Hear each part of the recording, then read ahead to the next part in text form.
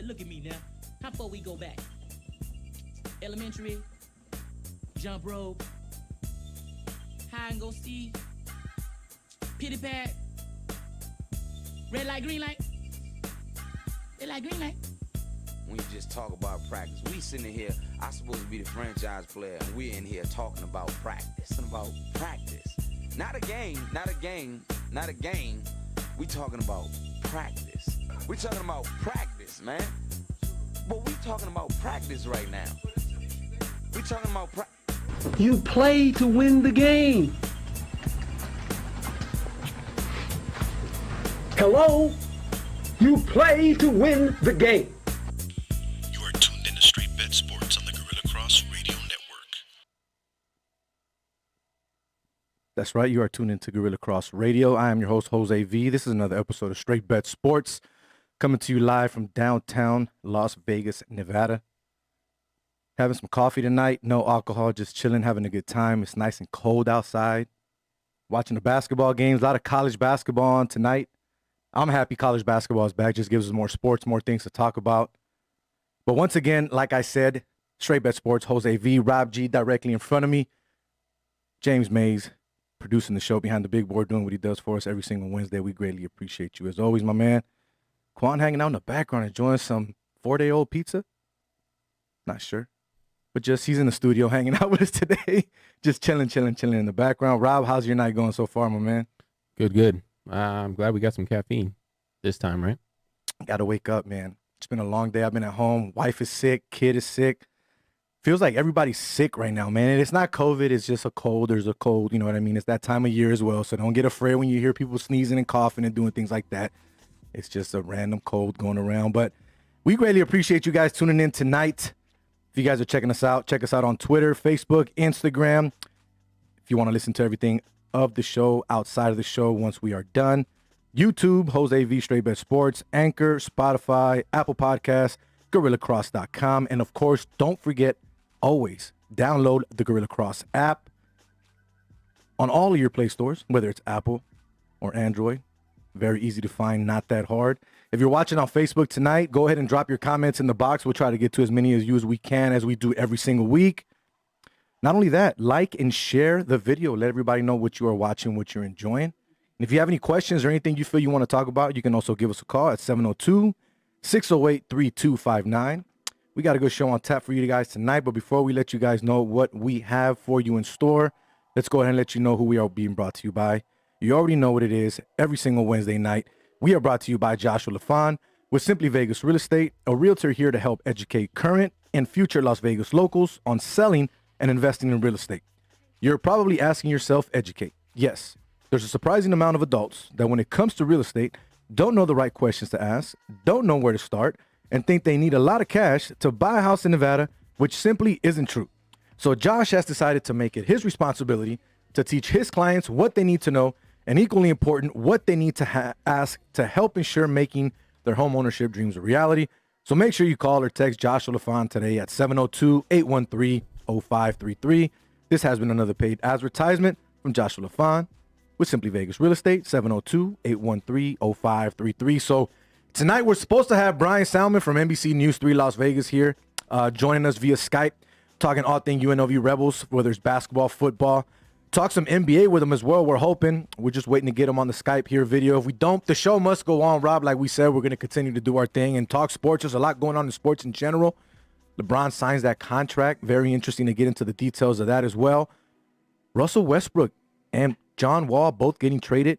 That's a very interesting topic as well. I'm very excited to hear your pick and to see what you think and pick your mind on that. The opening line with Rob G. I know you got another play for us. I believe your last week's play was canceled. Canceled due to COVID. Canceled due to COVID. I think that's the second one that you've had canceled this year on your pick segment. But it is what it is, man. The show must go on just like it did tonight in the Steelers versus the Ravens game. They finally played that game after it. Supposed to be on Thursday night. Didn't happen.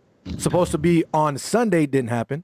Supposed to be on Tuesday. Got pushed back. And finally Wednesday. So we're going to get into that. Talk some NFL. And, of course, give you our picks of the week. I lost again. I'm 3-8 in the year. 9. Sorry. 3-9 on the year. Right. I'm sorry. 3-9 on the year. Rob 7-2. 7-5. He's got 2 more wins than I do. Whoa, it was 2. Yeah, I'm just trying to do the bad math, make myself feel better. But Rob's 7-5. He's got 2 more wins above 500. If you want me to give you that, sorry. Is that better for you? Does that sound a little better? Well, 2's, yeah. But anyways, we'll talk our pick segment towards the end of the show as well. You already know what it is. Straight Bet Sports here on the Gorilla Cross Radio Network. So I believe that we got Bryant on now. Cool. So without further ado, let's go ahead and jump on with our guy, Brian Salmon from NBC News 3, Las Vegas here. What's going on, my man? How's your evening going? I'm doing all right, my man. I just literally walked off the set. Really? Ran upstairs, man. How you doing? Hey, man, we greatly appreciate you joining us and giving us a little bit of your time, man. It's been a long time coming.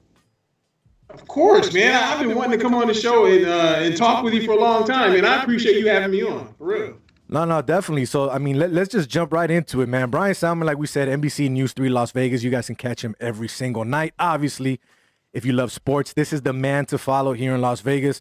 We met through some we met through some media events, but I was thinking about it before I got you on the show. I don't know much about you personally, so I wanted to get into it with you a little bit personally because you've come a long way. You've traveled a lot. You haven't always been in Las Vegas for the people that do not know that. So I wanted to touch on your story a little bit. From what I've read, you left Las Vegas because you were previously here. You made some rounds. You gained some more experience. But not only that, you came back a family man. Can you touch out on that a little bit about your career and how it started, moved, and came on back to Las Vegas? Appreciate it, man. Yeah. So I was in Las Vegas. I came here, 2005, I want to say. I came here from Beaumont, Texas. So the whole TV thing, man, you end up working all over the place. And Beaumont, Texas was my second on-air job. So from Beaumont, Texas, I came to Las Vegas. I worked at Channel 13 for like 3 to 5 years or whatever. But as you know, Channel 13, they still don't do sports. They have a sports department. And that forced me to leave. But in leaving, like you said, man, I gained more experience and was able to come back and I guess get paid more. The more experience you got, the more you get paid. So make that money. I went to New Orleans. I went to Boston. I went to Eugene, Oregon first, and then I ended up making my way back with 2 kids and a wife. But the thing that's kind of odd is my wife I met here, so okay. I met her before I ended up leaving. But yeah, anyway, man, I came back to Vegas, and now I'm at Channel 3, man. I'm loving it, man. I never wanted to leave Vegas to begin with, you know what I'm saying? But yeah, man, God had a different plan for me, man. I came back, and we got the Raiders, we got the Las Vegas Lights, where I think that's where we met, like face to face. The first time, yeah, Las Vegas Lights. Yeah, Las Vegas Lights was the first event we met. Then we saw each other at a few Rebels games and then Aces games after that. Yeah, man. It's always good to see you, man. You're like one of my favorite guys to talk to, man. Appreciate Quan's that. okay too. But Quan's okay. Everyone I says can't that. see myself on screen. Did you not share me on the screen or something? I can't. Or is this just video or just audio? No, we got you. We can see you. We got you. Oh Okay. man, I see the shirt. I see the tie. Trust me. I see you fly as always, my man. Trust me. I appreciate that. Oh, look at that. See, that's Quan, because I know last time I did it, he didn't want to put me on. He didn't want to put me on screen. I don't want to look at me. I want to look at you. Definitely. So I appreciate you, Jose. no, man, of course. So touch on your roots though. Where are you originally from? Are you originally from California? Yeah. I was born in Oakland. Okay. And, so yeah, I'm one of those Bay Area guys, but I grew up in Vallejo, the Valley Joe. Okay. Where E40's from, and I left there. My folks moved us up to Seattle, and I finished high school up there. Finished college in Seattle as well, and then from there, when I graduated from Western Washington University, I moved to Atlanta, and then I started doing the whole TV trek. So, but yeah, man, I'm a California dude, man. But my folks are from Philly though, so I kind of got I got a West Coast and the East Coast thing going on. My mom still lives there, so I got a lot of Philly in my blood. I got a lot of Oakland, a lot of Vallejo in my blood. So, yeah, that's me personally. So did you grow up a Raider fan by any chance? Yeah, I grew up I grew up not hating the Raiders or loving the Raiders. You like whatever team your pops likes, really. And my dad was a big Steelers fan for some reason, even though he grew up in Philly. So I grew up a Steelers fan. But really, I dislike teams more than I root for teams. You know what I'm saying? So I hated the Cowboys. I always hated like the Patriots. So I rooted against those teams, but the Raiders I always liked, and the fact that they're like my hometown team, so to speak, I was happy that they came here, man. You can see I got the Saints up on my wall. Yeah, I see that. Yeah. Yeah, I worked in New Orleans, man, so that's a team that I like to pull for. I got a chance to cover them and Drew Brees and just the whole New Orleans vibe, so I pulled for them. But I didn't feel that way about like covering the Patriots when I lived in Boston. I still can't stand them. So, so let me ask you a question, because I do want to touch on the New Orleans and you also covering Boston. But at what point in your life, whether was it when you were a kid in Vallejo or when you were already in college or whatever it was, when did you tell yourself sports is the end all be all for me? This is, or I'm not saying I don't know if you're going to do more away from that, but you've made this your career and you're great at it, my man. Not to kiss your butt or anything like that. I'm being straight up. But when did you finally say to yourself, this is what I want to do and I'm going to be the best at it? I'm going to make money off of this. This is going to be my career. Wow. Man, I seriously, I really do appreciate that, man, because working in television and being in the public eye and all that other kind of good stuff, man, you hear more negative stuff than you hear positive all the time. Definitely. Even though I did have a lady from like the Allegiant Stadium that sent me like a nice little email to like my boss and stuff, which was cool. Nice. But so I do appreciate that. But yo, man, growing up, I always thought I was gonna be a professional athlete, man. And like even guys that I grew up with in Vallejo before I left, I was a baseball player and I was pretty good. Like guys that I grew up with that I was better than were all professional athletes. There's one guy named Jason Shelley. You can Google him. He was a receiver for the University of Washington. He caught a touchdown in the Rose Bowl. He didn't get drafted, but he played for Dallas, the Cowboys, in the preseason as a receiver, and he got drafted by the Atlanta Braves. But I was better than he was. We played the same position. He was like a year younger than me growing up in Vallejo, and other guys I knew that got drafted. So I always thought I was going to be a professional athlete. And then when I was only like 5'11", and tore my Achilles in college at Western, I was like, I guess I'm not going pro at anything. So I might as well try to talk about it. You know what I mean? Like I already argue with one of my boys about sports all the time, debating stats and stuff like that. So like, man, I can do that on TV. Like, I'm not scared to be in front of people and talk. So why not do that? And that's kind of how that whole thing happened. I ended up going to Florida State for 1 year. Okay. As an exchange program. You can do like a national student exchange. So I went to Florida State for 1 year. Really? Because they had a good broadcast program, and the college I graduated from, Western Washington, did not. So I went there for a year. I learned the whole ropes, and that really is the reason why I'm in television now, because I kind of got that schooling at Florida State. Well, you made a good decision, man. Trust me, no doubt about that. He is Bryant Salmon, NBC News 3, lead sports anchor here in Las Vegas, joining us on Straight Bet Sports on the Gorilla Cross Radio Network. Rob G in the studio. James Mays behind the big board doing what he does for us every Wednesday night. So another question for you now. Let's get into your New Orleans days and kind of mix it in with your Boston days. You got to cover Drew Brees and you got to cover Tom Brady, the GOAT, as more people say, basically, in the NFL overall. What would you take away from both experiences, and what did you enjoy more? Because you say you don't like Boston, but I'm talking about watching the game and being there to cover. What experience was better, the Tom Brady era that you watched or the Drew Brees era? And that's a good question. That's a really good question. I tell people this all the time.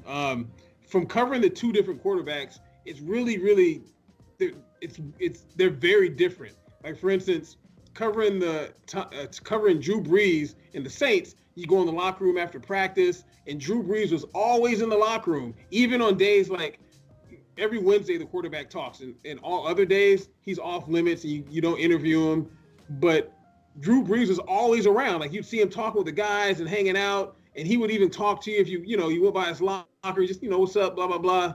And anytime you interviewed him and asked him a question, he would always look at you and answer your question, and he'd never try to belittle anybody, even if the question was perceived as like a dumb question or whatever.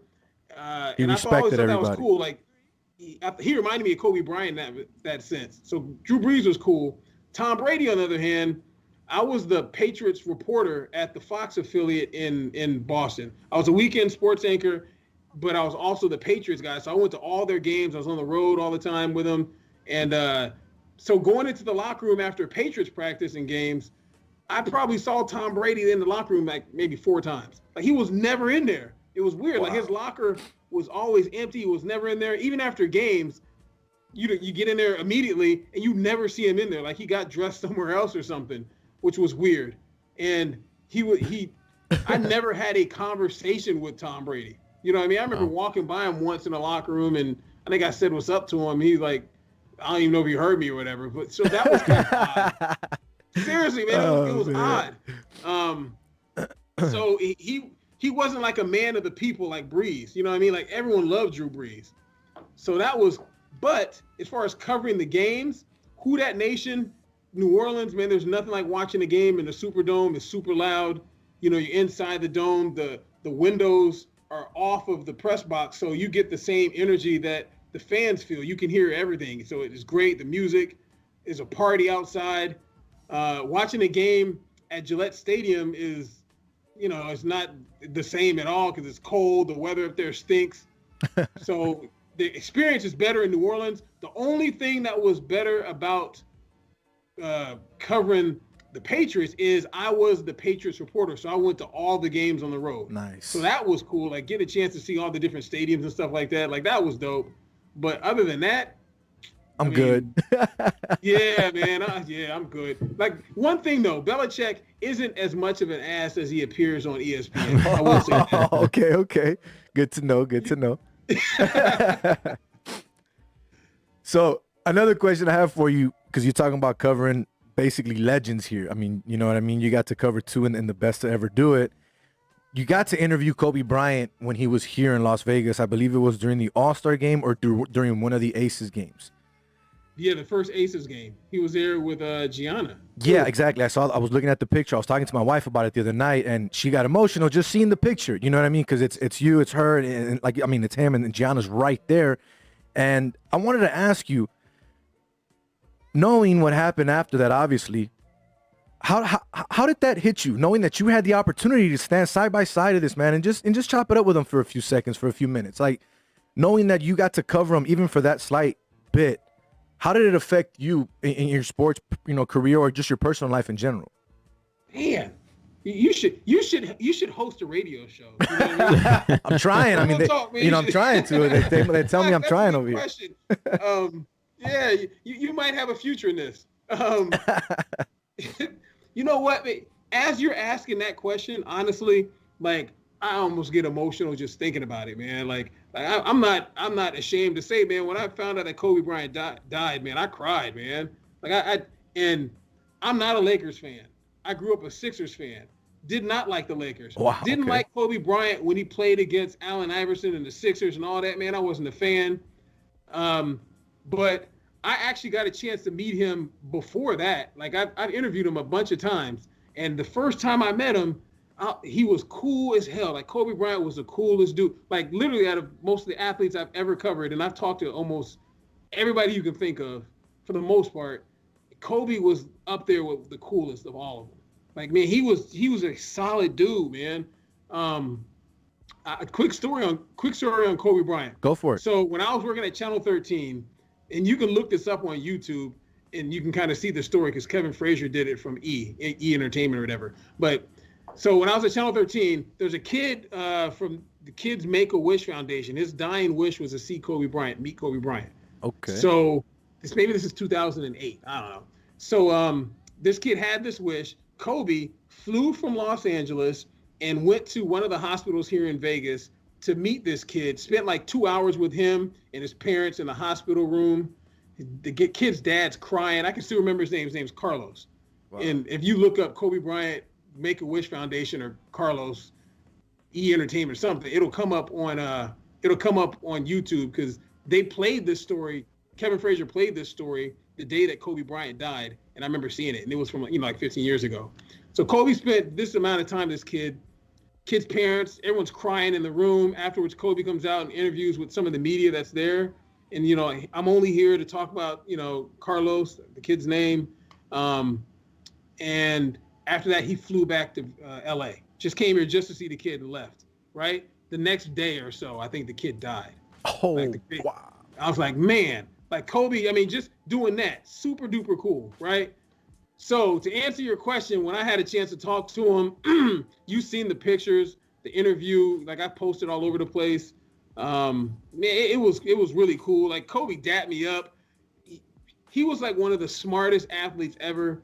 Like interviewing him, he always like answer your question. He respected the people that talked to him. He never tried to belittle folks.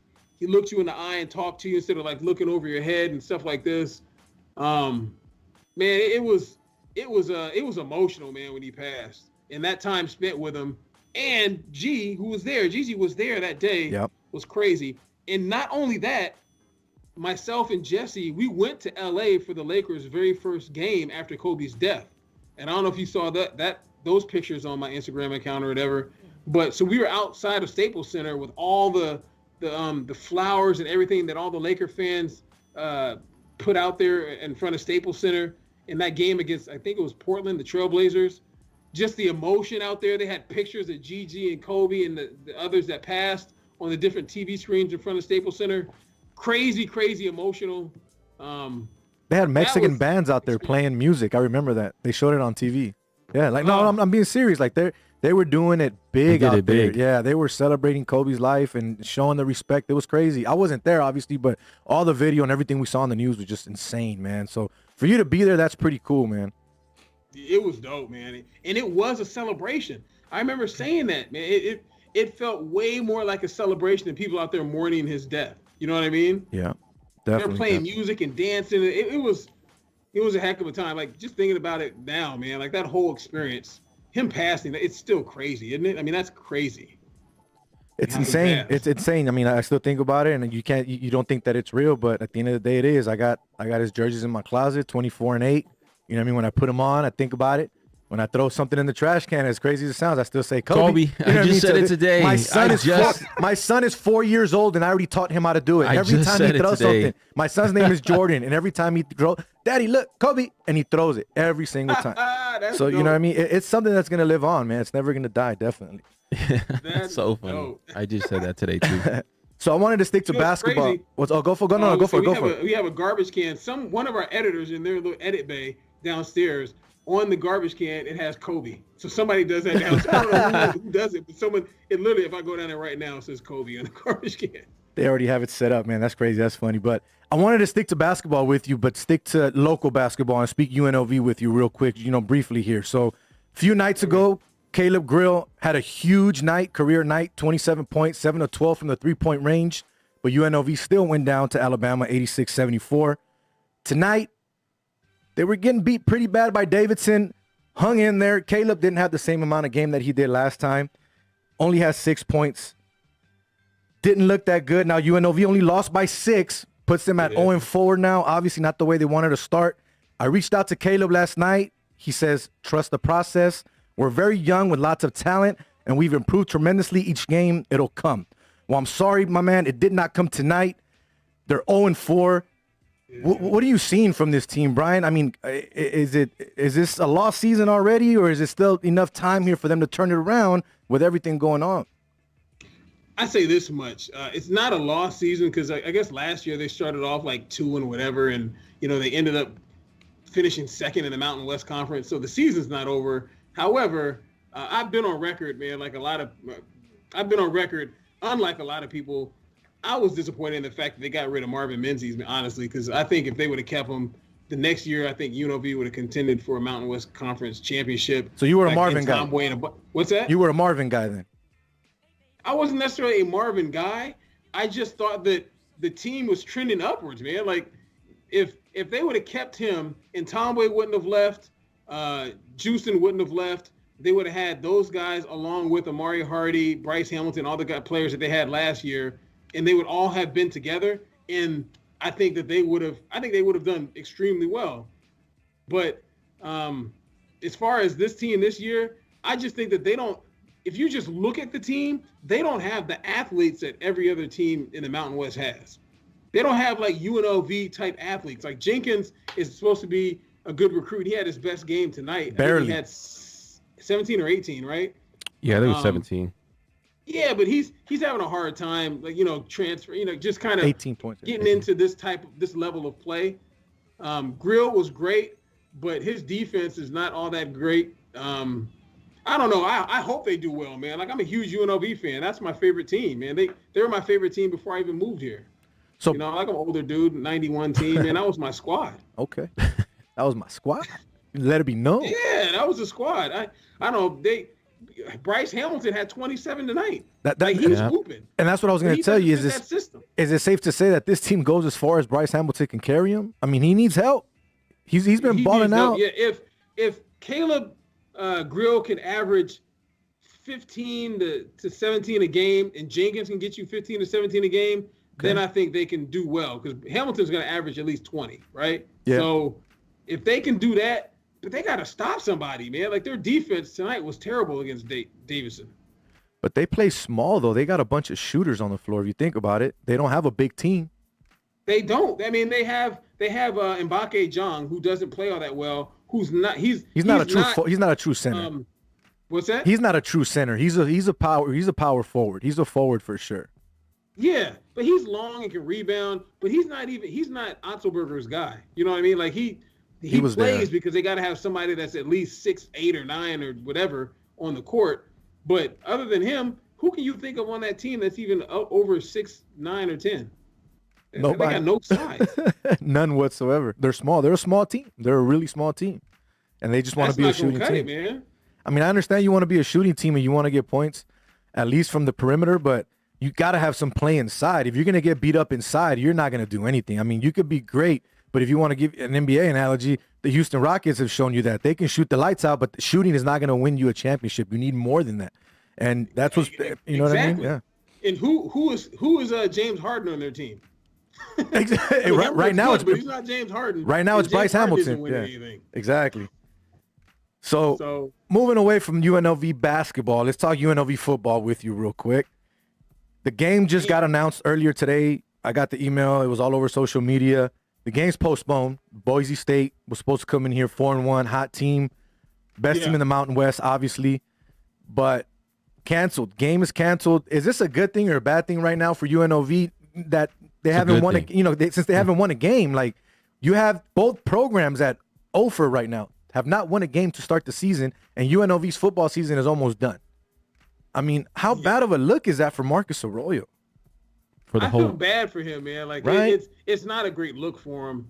But I don't blame him though. Do you? I mean, like, it's you can't blame him. I mean, he's been dealt an impossible hand. You know what I mean? Like, who has ever come into a season where they have to deal with this pandemic as a first-year head coach? Yeah. You know what I mean? It's difficult for any coach who's been there for. I mean, look at Jim Harbaugh and what he's doing at Michigan. They're doing terrible. Jeez, and he has all the experience in the world. But imagine doing that as a first-year coach and coming to UNLV, a program that historically hasn't been good. So you can't blame him for how bad the team is.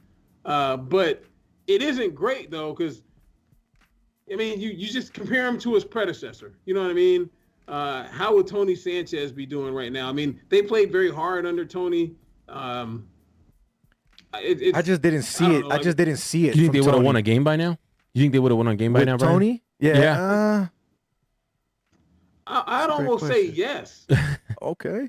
Right. I mean, think about it. Like, this is not a knock on Marcus at all. But think about it. Under Tony, they won 2 straight games, 2 straight Fremont Canyon games. Yeah. They got blown out by Nevada this year. That's true. You know what I mean? I don't know. I mean, and on top of it, the recruits and the players that he has are not necessarily his players. So, you know, he's coaching other guys, players that don't necessarily fit his system. And so let me ask you this. What do you say to people that say, well, a great coach coaches anyone's players? Because we had someone say that on the show a few weeks ago. We had Brad Restituto on the show, and he said, I don't think that you can say, oh, he doesn't have his guys. So what do you say to that, to people that say, hey, a great coach coaches regardless of who you have on the roster? Well, Brad's a good dude, man. I like Brad. I do. Brad's a good dude, man. I've hooped with Brad a lot, and he's probably told. I don't know if he's ever told you. I need a lot of jumpers in his face. Oh, nice. Calling him out. Splash. That's real talk, but no. What Brad says, I think carries weight, man. I agree. Like a coach should be able to tailor make his system around the players that he has. You know what I mean? But even with that being said, UNLV isn't getting like the top talent. They don't have the best players in the world. I mean, just think about, historically, they've had one winning season in the last 16 years, I want to say. Something like that, give or take. Yeah. So, I mean, that tells you the history of this program. But you would like to think that Arroyo would be able to coach someone else's players, but it's his first season. Yeah. He has a system that he came in here with, and he's going to try to implement that system and the mindset and everything else. So, I mean, you can't expect everything from a coach who's never done it before. How many years you guys give him? You got to give him some time. You got to give him some time to do some things. So I don't necessarily blame him. If you're going to blame anybody and be harsh on anyone, I'd be more harsh on Otzelberger than I would be on Arroyo, just simply because he came from a program where he was a head coach. He had talent when he got here, even though it wasn't his system. And basketball is much easier to kind of turn things around, even though you're not. What are you turning around? Because they won 20-something games a year before he got here. So correct, that is true. You know what I'm saying? I personally would be more harsh on him, but I do think he will turn it around. I think Arroyo, you have to wait until next year, man. You got to wait until he has a quarterback that he, this Brumfield kid, man, he might be decent. We shall see, right? We'll see. Yeah, what he happens. played well at the end of the game. That's what they were saying. I watched the whole game, and I don't know if Spence got his question in, but he was supposed to ask if he was gonna possibly start against Boise, but we don't get to see that. We ran something yesterday on it. Jesse Merrick, Jesse, man. Which actually, Jesse, we're gonna have on the show next week, so we're gonna have back-to-back NBC news anchors here in Las Vegas. Got the boys back-to-back. There you go, man. Yeah, have my protege on there, man. Jesse does a good job. Jesse's a good dude, man. Yeah, man, and he's sharp too. You talk about like me. Thank you for saying I dress well. Jesse, he's sharp as well, man. He keeps me on my toes for sure, man. Nice. But he did a piece yesterday on UNLV football, and Arroyo was talking about the fact that Brumfield will get snaps, but he's probably not going to start. So, gotcha. But they only have one game left. Yeah, that's it. Hawaii, right? Oh, it's on the road too, huh? Yeah, Hawaii. Yeah, they're playing at Hawaii. Oh, that's interesting. Brad, I want to ask you. I'm sorry. I want to ask you about Allegiant Stadium. I had a chance to go there to watch the game against Wyoming. What are your thoughts on Allegiant? Me and Jose were talking a little bit before the show, and I only got to see the press box. I got to walk in a little bit. Obviously, the stadium wasn't open to walk around or do anything like that. So I'm assuming you've probably seen a little bit more than I have, but I wasn't overly impressed with it. It felt like a brand new stadium. It felt like a brand new fans hear you. I don't know. I maybe it's just because I wasn't able to see a lot of it, but it felt like a brand new stadium. It looked like a brand new stadium, obviously, but it just. I mean, when I see SoFi on the TV when I'm watching Chargers and Rams game, I'm just like, this is like a town. I understand the billions or that's like $3 more billion, but what are your thoughts on Allegiant so far?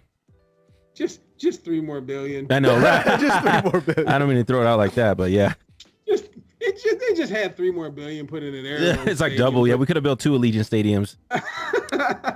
Yeah, but man, I that's one take I haven't heard. So that's a fresh, hot, scorching take on Allegiant Stadium. I wasn't over I personally haven't been all over the place. I've been over near the Al Davis Memorial Flame, which I think is pretty cool. I don't know, man. Think about it like this. Allegiant Stadium has that window that I don't believe they've opened it for any of the games. No, I think they're going to wait, right? You got a window that you can see the strip, and it's got a flame there. Like, man, how player is that? Like, that's dope to me.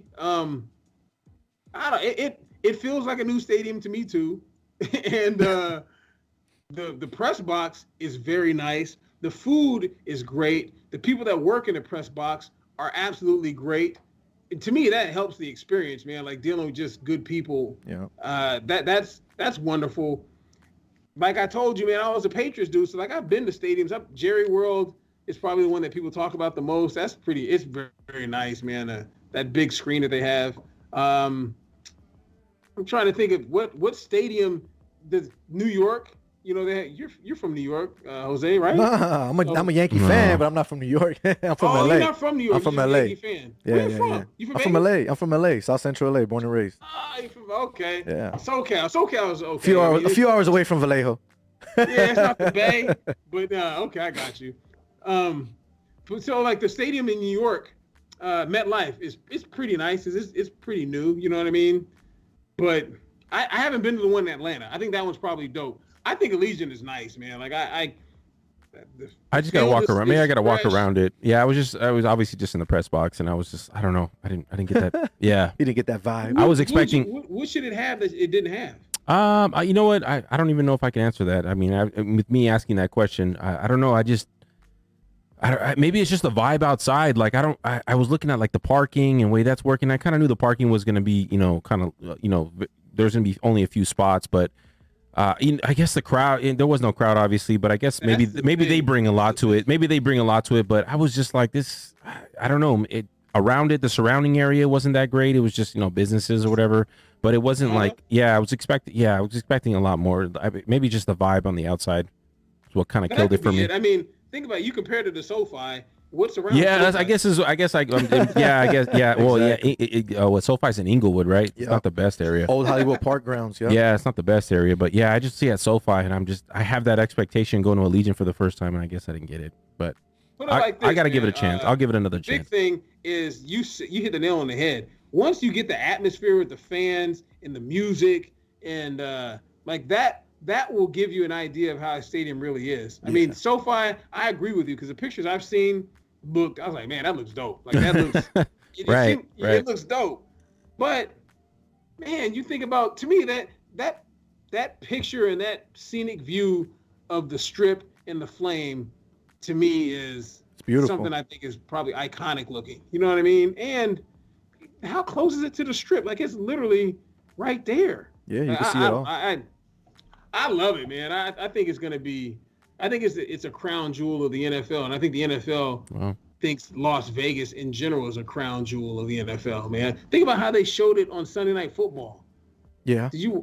Man, like you were like, I'm sure you probably watched it like me, like, man, that's my city. Look at Vegas. Oh man. yeah, Vegas definitely. Yeah, it's a different feeling when you watch it for sure. Yeah. He is Brian Salmon, NBC News 3 lead sports anchor, hanging out with us here on Straight Bet Sports on Gorilla Cross Radio. Jose V. Rob G. Big Game James Mays, or James Russell, as we like to call him here in the studio, doing his thing as well.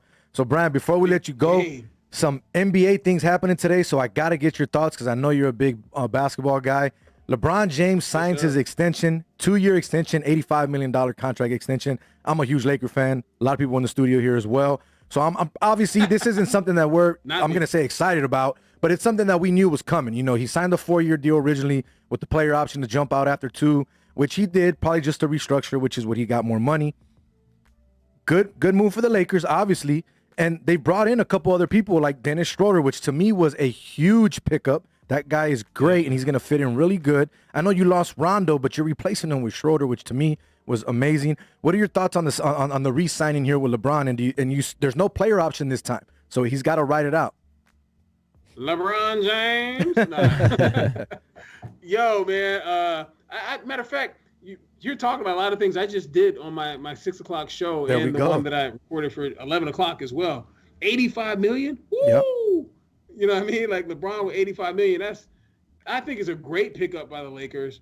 They said that this contract will take LeBron through his 20th season in the NBA. Correct. And his final season, did you see how much he's going to get paid for that one season? I believe 44.4 mil. Insane. They were breaking it down by the second. He's making like $1.82 per second. And they go by minute. It's like $173,000 a day. Am I tripping about this? No, it's a crazy number. Yeah, it's crazy. Man. So, man, I think that's great. I'm not a LeBron dude. I'm not a Lakers dude. I'm not a LeBron dude. I love LeBron off the court. On the court, I'm a Jordan guy. Okay. On the court, honestly, I'm more of a Kobe dude than a LeBron dude. Let's go. But yeah, man, we can get into that if anytime you want to. But on the next episode, definitely need a 3-hour show for that. For real. But no, that's a great pickup for the Lakers. They won the championship. You can't say nothing about people can't say nothing about it. They won the championship, bubble, no bubble, whatever. And they reloaded. LeBron was balling.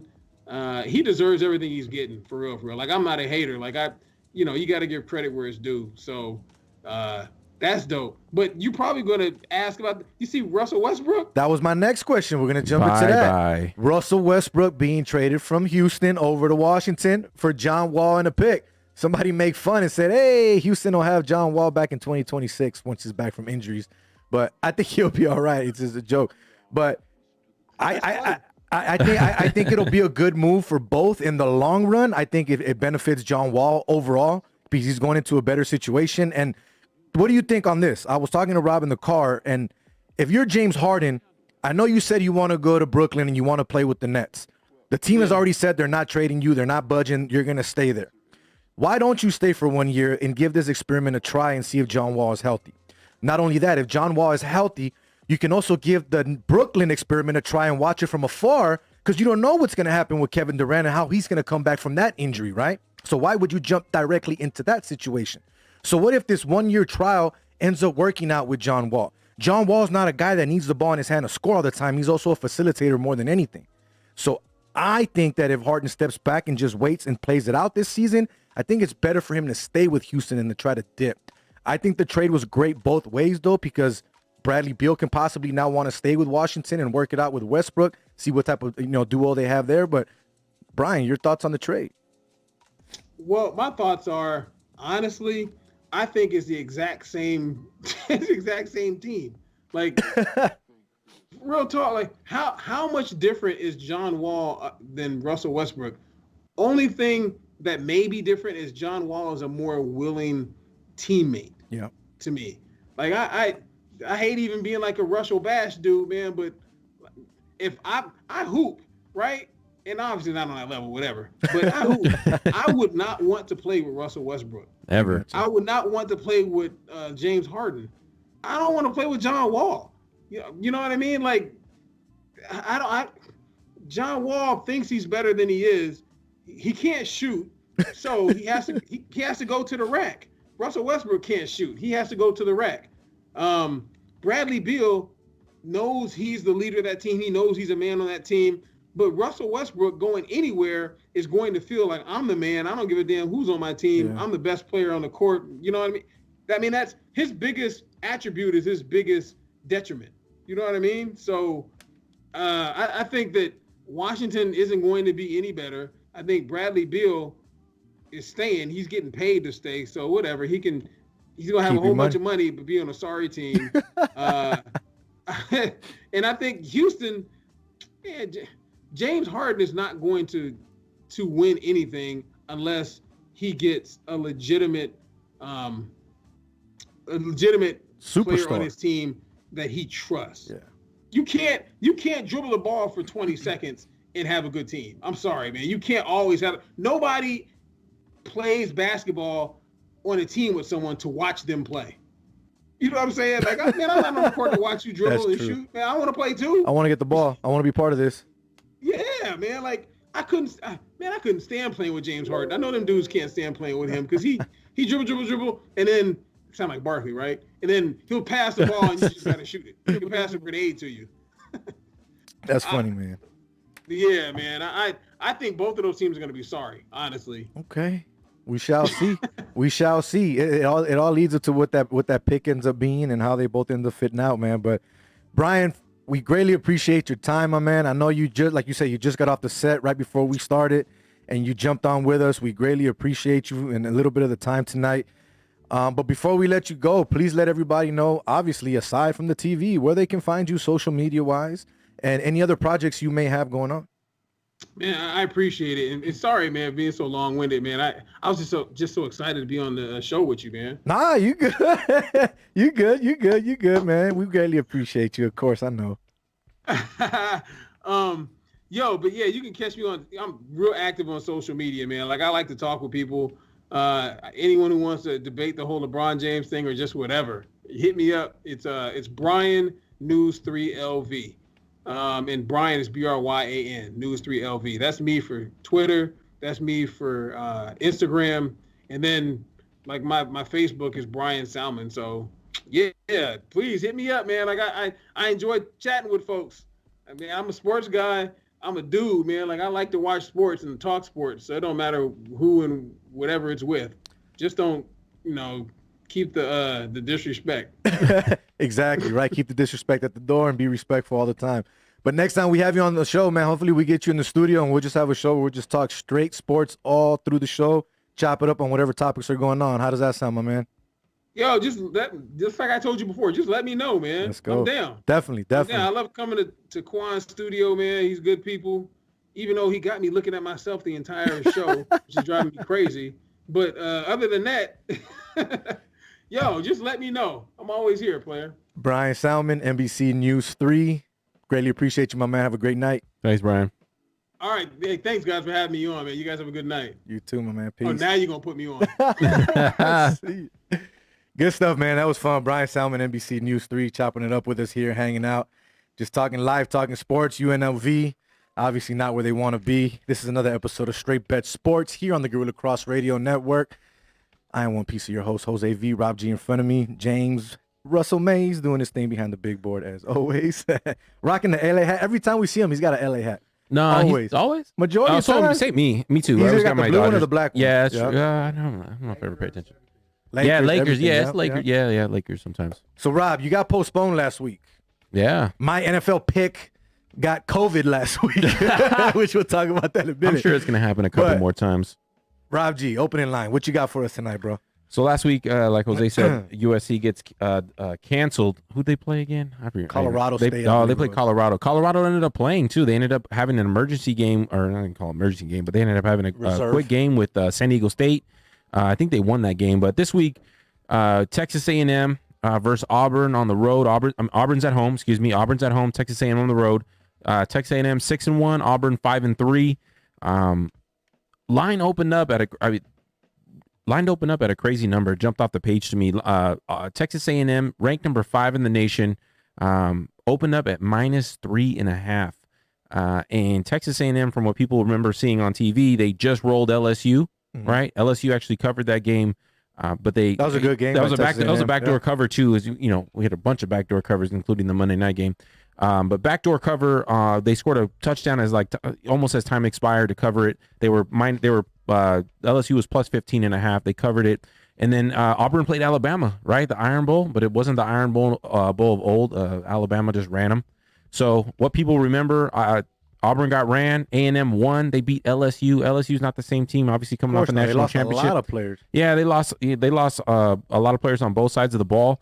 Line only opened up at 3.5. I'm surprised. Auburn has not been that great this year. Bo Nix, their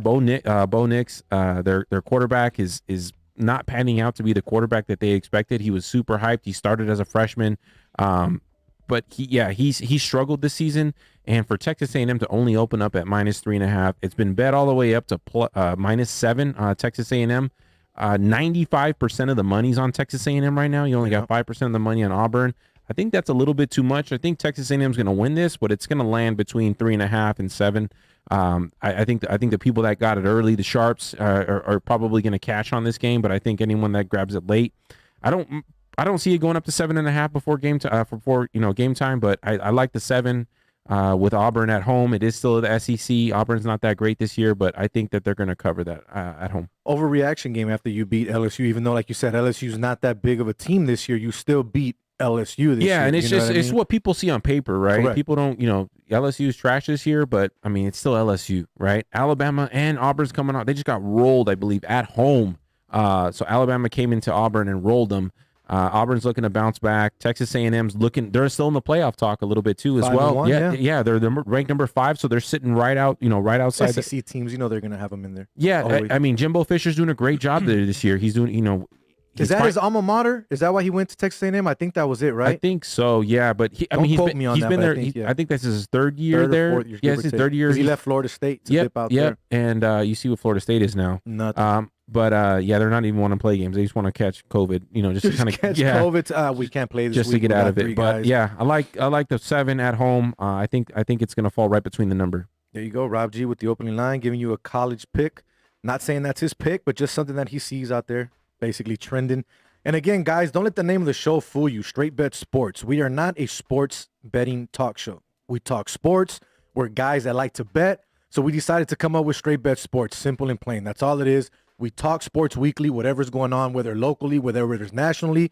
And of course, right now, because we're football guys, we love betting football. We bet it every week. That's why we like to talk about the betting line. So don't get it twisted. Don't think it wrong. It's not all about sports betting. We're a sports talk show in general, but we sprinkle in some of that sports betting talk. So let's move on to NFL. We got about 10 minutes, so we got to fly through these. And it's crazy because a lot of these games, even with teams with bad records, still have a lot of playoff implications going on. Yeah. Real quick, Steeler game already ended. I saw it. Wasn't that great of a game. Pretty boring in general defensively. Bud Dupree out. Torn ACL has been confirmed. He's done for the season. That hurts the Steelers because they had the second best tandem with Donald. I believe Donald from the Rams and the other guy they have with the sacks overall. Him and Watt had 17 going into this game. So that's a big blow for the Steelers on the defensive side of the ball. They didn't look that great offensively. I mean, obviously, I get it. It's a Ravens team that you're playing against, conference here and there. But Ravens almost had a chance to come back and win this game with their third string quarterback. Yeah, I'm not. I like what Steelers are doing during the season. I just don't think that it's gonna work out for them in the playoffs. I think they need to lose one before they get in the playoffs. Yeah. Well, I don't even need. Yeah, I guess. 11-0. Well, they got 5 more weeks, or 5 more games, if COVID allows. But I even if they go undefeated, or even if they lose one, I don't see it playing out in the playoffs for them. I think they may make it out of the first round, but I do not see them going all the way, even to the Super Bowl this year. All right, Rams. We got Detroit Lions versus Chicago Bears. Bears are still trying to stay in the playoff hunt, but they're looking out. Trubisky's coming back. I actually like Trubisky and the Bears in this position. I think they got to get it together. This is a good move for them. The Lions aren't that great. The Bears at least have that home field with them. 85% of the money here tonight on the Lions so far. I like it even more. Give me the Bears minus a 3.5. This looks like a trap to me. I like the Lions. Lions just fired their coach. Bears, Patricia finally out. Trubisky, Patricia got let go. Trubisky's coming back after, they just got demolished against the Packers, but he finally got one game under his belt, right? Some reps with the offense and everything like that. I like the Lions. I think the Lions should be about 6.5 in my mind, or maybe even 7. And for them to only be, what does he have? 3.5, right? Yep. It's still 3.5? Yep. Oh, wow. Yeah, I like the Lions. There it is. Cincinnati versus Miami. The line is currently 11.5 for the Miami Dolphins. 63% of the money is on the Dolphins here. I think the Dolphins win this game, but I'm confident enough in what the Bengals have overall to go on the road and at least cover this spread. I can see it possibly being a high-scoring game, even though they're on their third-string quarterback. They almost beat the Giants. I know Colt McCoy, came in late, or for Daniel Jones, but no play. I mean, Miami wins. No, I know. I'm just saying no play in general, just going through the game. Yeah. I would take the Bengals with the points, but yes, I agree. Miami wins this game. The Colts and the Texans. This game means a lot because the Texans are pretty much done. Unless they have some miracle run and people lose in front of them and they end up getting one of the wild card spots, that's pretty much done on their season. But it's conference. They're fighting with the Colts. The Colts are trying to stay with the Tennessee Titans in that lead with that division. The Colts are currently -3 on the road in Houston. 82% of the money on the Colts. I actually like the Texans. Even though Will Fuller got suspended for violating the league substance abuse policy here, I still like Houston because they have nothing to lose here, Rob. Yeah. That's all. That's the only reason I can really tell you why I like this game. Give me the 2. Give me the 3. I take the Colts. The Colts are going to win. I think Texans are done, especially with Fuller out now. That was their leading receiver last game. Give me the Colts to win. No play on the total or the spread. Excuse me. Jacksonville versus the Minnesota Vikings. Jacksonville going on the road to Minnesota. It has been confirmed Mike Glennon will start for the Jacksonville Jaguars. I think that's a good move for Jacksonville. Not too sure until we actually see it on Sunday. Minnesota's a Dr. Jekyll, Mr. Hyde team. You don't know what you're going to get from them. They win a game where you think they're going to get hot and continue, and then they lay an egg against a Cowboy team, which, to be honest with you, they shouldn't have lost to. But we all forgot that Dalton was coming back in that game, which he did, and they had a run, and they won that. Now, in this game, I have no call on the side. I can see it going either way, but I think Minnesota does win this game, Rob. Vikings win. If it's 10.5 now, it's probably 10 some places. If you can grab the 10, I'd say lay the 10. 92% of the money on the Vikings. Nothing. I think Vikings win. I think they cover too. At 10, not 10.5, but I like 10. All right, people are gonna hate me for this one, but the Las Vegas Raiders going to New York to play my New York Jets. Last time this happened, the Raiders laid an egg against the Jets. Call me crazy.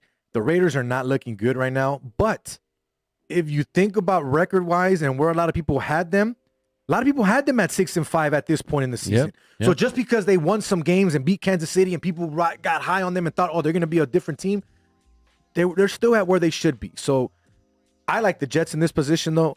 I think that they can pull off something crazy here. Raiders going on the East Coast, possibly a cold weather game. I think the Jets pull it off. Moneyline dog of the week, like I always call it. I was wrong last week because Denver had everybody on COVID. Give me the Jets. I like the Raiders to win. No play on the spread for me since we're running through these real quick. Give me the Raiders to win. And we got to run because we got 5 more minutes and we got to give our picks here, Rob. So Run, New run, Orleans run. versus the Falcons. I'll be straight with you. I think the Falcons win this game. Outright. Yeah, I like Falcons. They demolished the Raiders, which was my play last week. So that put me at 7. Saints, coming off a huge win, not a huge win, but a easy win against the Broncos. They won the week before, so they're 2-0, right, under Taysom Hill. I think this is their first big challenge so far, and I think the Falcons. They played the Falcons already. Excuse me. Remember, they played 2 weeks. They played the Falcons. So Falcons. Give me the Falcons to win. Cleveland versus Tennessee. I'll be straight with you. I think the Titans win this game. I think this will be one of the first big tests that Cleveland will have. Call me crazy. I like the Browns money line. Ooh, all right. I'll take the 5.5. I'll take the 5.5, but I think the Browns win this game. Cool. 4 more minutes running through it. New York Giants versus the Seattle Seahawks. The Giants are still fighting for first place in that division, as crazy as it sounds. Seattle is -10 at home. I think the Giants hang in there. I like the 10. Daniel Jones out? Or I haven't. It's not confirmed that I've heard of, but still, I like the Giants. If Daniel Jones is in, I really like the Giants because I agree on that. That line should be way higher than that. So that line at the Seahawks -7, 7.5. That line says Daniel Jones is playing. So if Daniel Jones is playing, I think the Seahawks they just rolled the Eagles at home.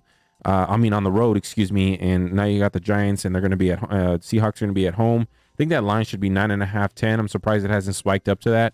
I like the Giants and the points. The Rams going on the road playing the Arizona Cardinals. This is another divisional game. Arizona started hot, now not too good, trying to fight for the division lead. If not, still stay in the wild card. The Rams beat the Bucks convincingly and then lay an egg to the 49ers, which they should have won at home, -7 last week. Could not cover that off. I like the Cardinals in this spot. I do too. I think the Rams are fool's gold. Yeah, a little bit of fool's gold. But I think they're coming down to earth as I always say. Come on down. Yeah, come on down to earth. And I like the Cardinals. They had a tough loss. Their Zane Gonzalez, their kicker, missed the game-winning field goal against the Patriots on the road. Coming back home, I think they'll be comfortable. I like the Cardinals. I like the Packers in the next game. Philly going on the road to play the Green Bay Packers. Line is at 9.5. I said it last week. They sprinkled them in a bit. I'm going to say it again this week. I think we see a lot more of Jalen Hurts, and we should. But I like the Packers in this. I think they cover the 9.5. I like the Eagles. I saw this line before this week happened. Packers open up -7. Packers demolish, like I mentioned, the Bears already. We all saw that. Eagles barely, had a Hail Mary to cover the spread last week for a lot of people and got a 2-point conversion. I don't know. That line kind of jumped out to me as well. Why Packers were only opened up -7. I like the Eagles. Give me the Eagles. If it's 9.5 on your side, I'll take the 9.5. But yeah, I like the Eagles. All right. So the next game that we have is the New England Patriots going on the road to play the Los Angeles Chargers. I like the Patriots in this spot. I like the way Cam Newton brought his team back last week for them to win the game. I know it's probably fool's gold. A lot of people are going to jump on it. It's 49%, give or take both ways. I like the Patriots. Give me the 1.5 on the road against the Chargers. Line open up. Chargers -2.5 down to a pick 'em now. Look ahead line. I like the Chargers in this spot. I hate to say it. They can't cover a spread. They can't win, and everyone bets on them. But like I said, you got to pick and choose your spots, especially with the Jets and teams like this. I like the Chargers. 1.5. Let's run through it. Kansas City playing Denver at home. I don't know about the line, but I think Kansas City rolls Denver. It's 14. Yeah, they're going to roll them. San Francisco Monday night. 5:15 game playing the Buffalo Bills. I like the San Francisco 49ers in this game. I can see this being an upset. I think they win outright. Maybe a little bit of an overreaction from beating the Rams. This game is on a neutral site. It's actually happening in Arizona. Yep. I like the Bills. I think the Bills. I like the Bills, especially if Garoppolo's still out. Yeah. So here's another one. Washington going on the road to Pittsburgh. 2 p.m. Monday game. Oh, that's awesome. I think Washington can cover in this game because Pittsburgh's got a short turnaround with everything going on Washington is still fighting for that lead, like I said, in the division. So I can see them covering this 10. I can see the Redskins winning this game, right? Oh, wow, okay. I mean, you're on a short week. You just played on Wednesday. You got to play on Sunday or Monday now. You get an extra day, I guess. Okay. They moved it, but I those days are really crucial. You know, Monday, Tuesday, Wednesday for teams after they played on Sunday are really crucial. I like the Redskins. I like the points. Give me the plus 8.5. Final game real quick, Rob, 10 seconds. Dallas Cowboys going on the road to play the Baltimore Ravens, 5 o'clock game on Tuesday. There is no line currently, but I'll just say it. I like the Ravens to win the game outright. Ravens win. All right, so what is your pick of the week, Rob? Let's finish it up now to finish up the show. I am going to go with, if you're going to give me 9.5, I will take the Eagles with 9.5. All right, Rob's got the Eagles with 9.5. I will take the Atlanta Falcons at home. Give me the 3.5. That's the way we're going to end it. Rob is 7-5. I am 3-8. Hopefully I can get back in the win column this week. Want to say thank you to our guest, Brian Salmon from NBC News 3, James Mays Russell for doing everything he does for us every single Wednesday, my co-host Rob G, our sponsor, Joshua LaFon. I'll end with this note. Josh, thank you so much again. You signed on with us. You've given us and shown us that you appreciate what we do. You're excited to be with us. We're excited to be with you again for another 6 months here on Gorilla Cross Radio. Thank you for everyone here at Gorilla Cross Radio for doing what you have done for us for the last 6 months. The next 6 months is going to be fun. We have a lot in store for you guys. Next week, Jesse Merrick from NBC News 3 will be joining us as well. Thank you for tuning in. Check us out on all social media platforms and wherever you like to listen to all of your podcasts. And, of course, always the Gorilla Cross app and GorillaCross.com. For Rob G, James Mays, I am Jose V. We are out. James Russell, you hustling son of a... It's me, your daddy, Roberto. Me a boy's name that starts with the letter H. Jose. Now look at me now. How far we go back? Elementary, jump rope, hide and go seek, pity pat, red light, green light, red light, green light. When you just talk about practice, we sitting here, I'm supposed to be the franchise player, and we're in here talking about practice. About practice. Not a game, not a game, not a game. We talking about practice. We talking about practice, man. But we talking about practice right now. We talking about You play to win the game. Hello? You play to win the game.